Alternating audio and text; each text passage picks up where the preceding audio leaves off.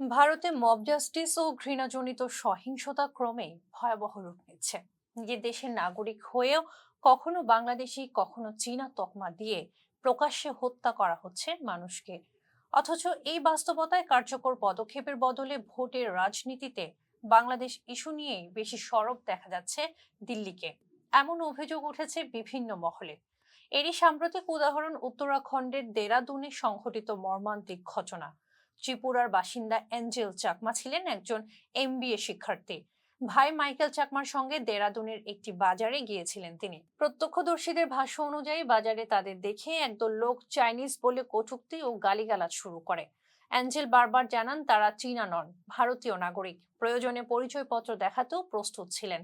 তবু পরিস্থিতি শান্ত হয়নি। অভিযোগ মুহূর্তের মধ্যেই ওই ব্যক্তিরা ছুরি বের করে দুই ভাইয়ের ওপর হামলা চালায়। গুরুতর আহত অবস্থায় হাসপাতালে নেওয়া হলে চিকিৎসক অ্যাঞ্জেল চাকমাকে মৃত ঘোষণা করেন।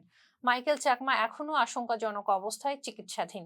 এই ঘটনা একা নয়, সাম্প্রতিক বছরগুলোতে বাংলাভাষীদের বাংলাদেশি বলে চিহ্নিত করে হেনস্থা, উত্তর পূর্ব ভারতের মানুষদের চীনা আখ্যা দিয়ে হামলা কিংবা মুসলিমদের বিরুদ্ধে গরু পাচারের অভিযোগ তুলে পিটিয়ে হত্যার একের পর এক ঘটনা ঘটেছে।